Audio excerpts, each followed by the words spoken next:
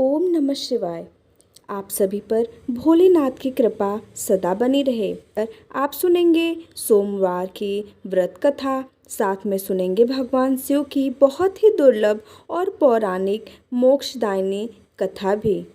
कथा का शुभारंभ करने से पहले सब मिलकर भगवान शिव की स्तुति करते हैं। भगवान शिव की स्तुति का पाठ करने से हर संकट से मुक्ति मिलती है और सभी मनोकामनाएं भी पूर्ण हो जाती हैं। स्कंद महापुराण के कुमारिका खंड में भगवान शिव की स्तुति का वर्णन किया गया है। अगर आप भी भोलेनाथ की कृपा प्राप्त करना चाहते हैं तो चलिए आपको सुनाते हैं भगवान शिव की स्तुति हिंदी में। स्कंद जी बोले, सब प्रकार के रोग शोक से रहित हैं, उन कल्याण स्वरूप भगवान शिव को नमस्कार है। जो सबके भीतर मन रूप से निवास करते हैं, उन भगवान शिव को नमस्कार है। संपूर्ण देवताओं से पूजित भगवान शंकर को नमस्कार है। भक्त जनों पर निरंतर कृपा करने वाले आप भगवान महेश्वर को नमस्कार है।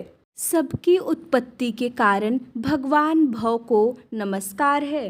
भगवान आप भव के उद्भव संसार के सृष्टा हैं, आपको नमस्कार है। कामदेव का विध्वंस करने वाले आपको नमस्कार है। आप गुण भाव से महान व्रत का पालन करने वाले हैं, आपको नमस्कार है। आप माया रूपी गहन वन के आश्रय हैं अथवा सबको आश्रय देने वाला आपका स्वरूप योग माया समावृत होने के कारण दुर्बोध है, आपको नमस्कार है।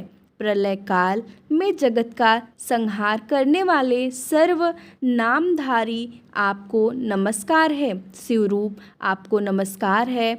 आप पुरातन सिद्ध रूप हैं, आपको नमस्कार है। काल रूप आपको नमस्कार है।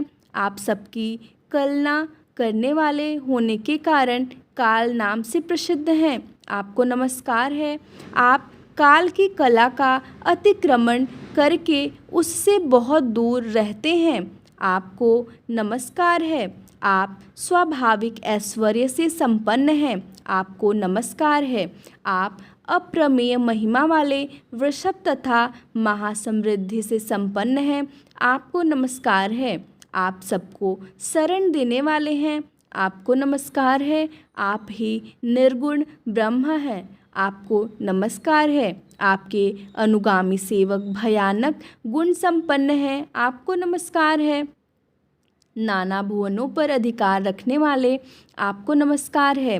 भक्तों को मनोवांछित फल प्रदान करने वाले आपको नमस्कार है। भगवान आप ही कर्मों का फल देने वाले हैं, आपको नमस्कार है। आप ही सबका धारण पोषण करने वाले धाता तथा उत्तम करता है, आपको सर्वदा नमस्कार है। आपके अनंत रूप हैं, आपका कोप सबके लिए असह्य है, आपको सदैव नमस्कार है। आपके स्वरूप का नाम कोई माप नहीं हो सकता, आपको नमस्कार है। वृषभेंद्र को अपना वाहन बनाने वाले आप भगवान महेश्वर को नमस्कार है।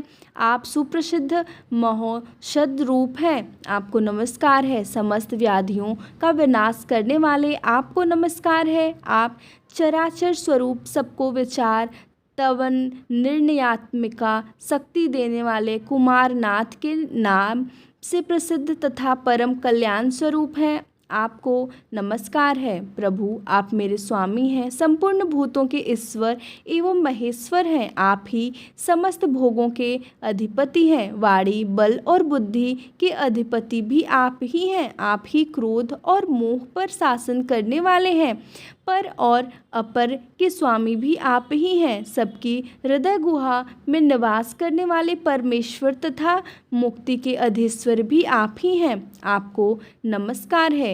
शिव जी ने कहा, जो लोग सायंकाल और प्रातःकाल पूर्ण भक्ति पूर्वक तुम्हारे द्वारा की हुई इस स्तुति से मेरा स्वतः करेंगे, उनको जो फल प्राप्त होगा उसका वर्णन करता हूँ, सुनो। उन्हें कोई रोग नहीं होगा, दरिद्रता भी नहीं होगी तथा प्रियजनों से कभी वियोग भी नहीं होगा। वे इस संसार में दुर्लभ भोगों का उपभोग करके मेरे परम धाम को प्राप्त करेंगे। इस प्रकार से श्री स्कंद महापुराण के कुमारिका खंड में शिव स्तुति संपूर्ण हुई। पौराणिक कथा के अनुसार अमरावती नगर में एक धनी व्यापारी रहा करता था। दूर दूर तक उसका व्यापार फैला हुआ था। नगर में उस व्यापारी का सभी लोग बहुत मान सम्मान करते थे। इतना सब कुछ होने पर भी वह व्यापारी मन से बहुत दुखी था, क्योंकि उस व्यापारी का कोई पुत्र जो नहीं था। दिन दिन रात उसे बस एक ही चिंता सताती रहती थी कि उसकी मृत्यु के बाद उसके इतने बड़े व्यापार और धन संपत्ति को कौन संभालेगा। पुत्र प्राप्ति की इच्छा से वह व्यापारी हर सोमवार भगवान शिव की व्रत और पूजा किया करता था। सायंकाल को वह व्यापारी शिव मंदिर में जाकर भगवान शिव के सामने घी का दीपक भी जलाता था।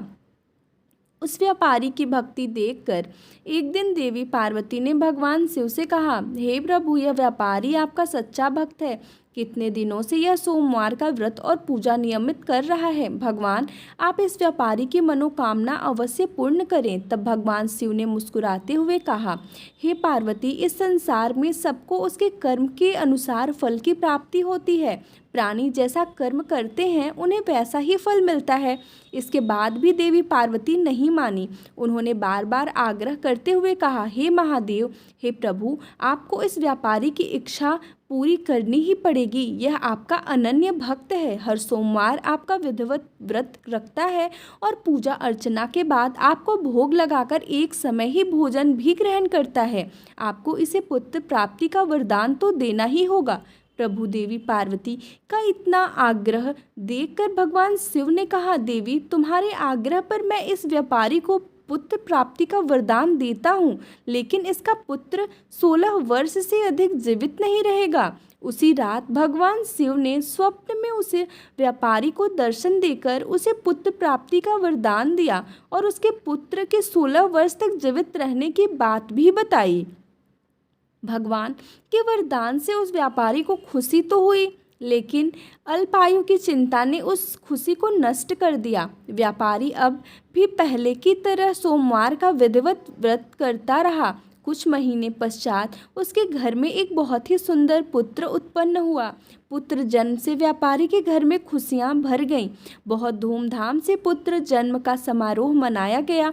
व्यापारी को पुत्र जन्म की अधिक खुशी नहीं हुई, क्योंकि उसे पुत्र की अल्प आयु के रहस्य का पता था, लेकिन यह रहस्य घर में किसी और को मालूम नहीं था। विद्वान ब्राह्मणों ने उस पुत्र का नाम अमर रखा। जब अमर 12 वर्ष का हुआ तो शिक्षा के लिए उसे वाराणसी भेजने का निश्चय किया गया। व्यापारी ने अमर के मामा दीपचंद को बुलाया और कहा कि अमर को शिक्षा प्राप्त करने के लिए वाराणसी छोड़कर आओ। अमर अब अपने मामा के साथ शिक्षा प्राप्त करने के लिए चल दिया। रास्ते में जहाँ भी अमर और दीपचंद रात्रि विश्राम के लिए ठहरते, वहीं यज्ञ करते और ब्राह्मणों को भोजन कराते थे। लंबी यात्रा के बाद अमर और दीपचंद एक नगर में पहुंचे। उस नगर के राजा की कन्या के विवाह की खुशी में पूरे नगर को सजाया गया था।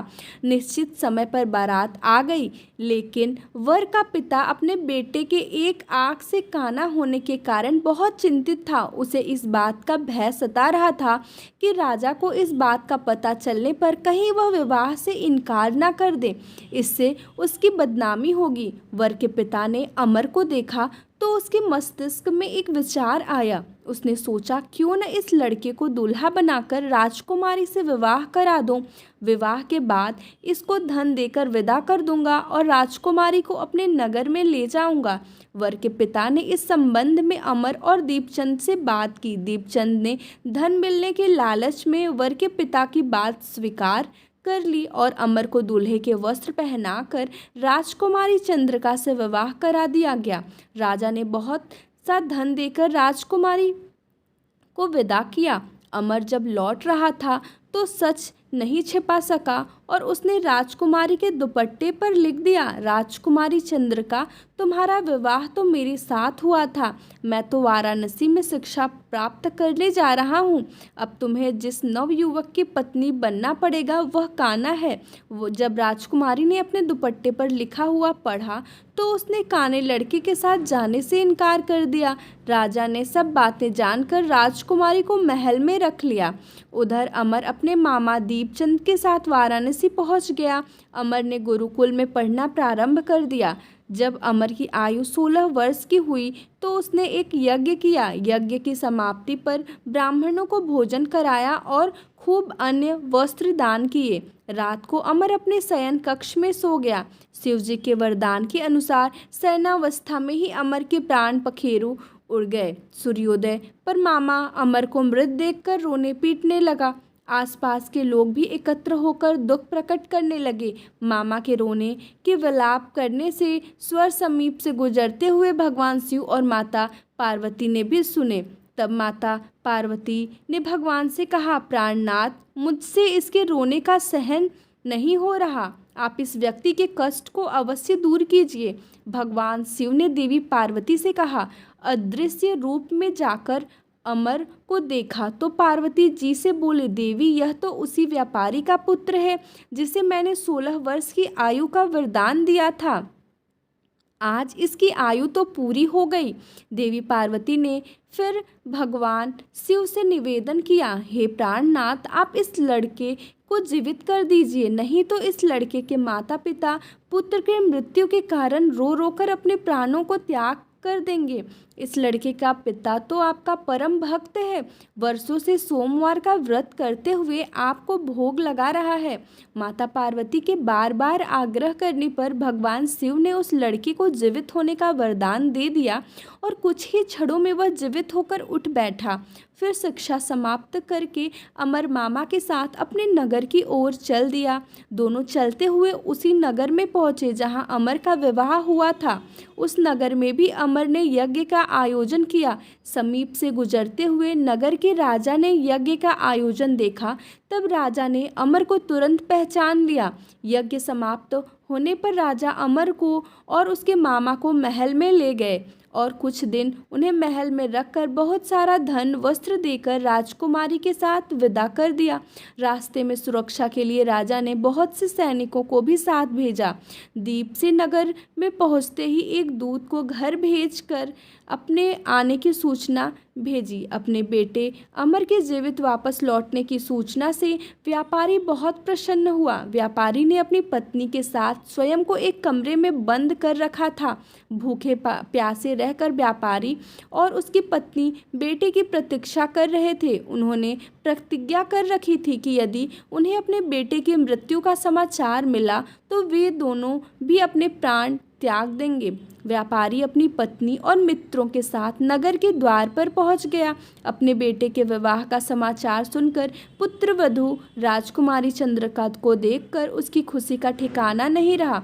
उसी रात भगवान शिव ने व्यापारी के स्वप्न में आकर कहा, हे सृष्टि, मैंने सोमवार के व्रत करने और व्रत कथा सुनने से प्रसन्न होकर तेरे पुत्र को लंबी आयु प्रदान की है। यह सुनकर व्यापारी बहुत प्रसन्न हुआ। सोमवार का व्रत करने से व्यापारी के घर में खुशियां लौट आई। शास्त्रों में लिखा है कि जो स्त्री पुरुष सोमवार का विधिवत व्रत करते और व्रत कथा सुनते हैं, उनकी सभी इच्छाएं महादेव की कृपा से पूरी हो जाती हैं। सोमवार व्रत कथा समाप्त। अब सुनिए भगवान शिव और माता पार्वती की कथा। एक बार भगवान शिव देवी पार्वती जी के साथ हरिद्वार भ्रमण पर गए थे।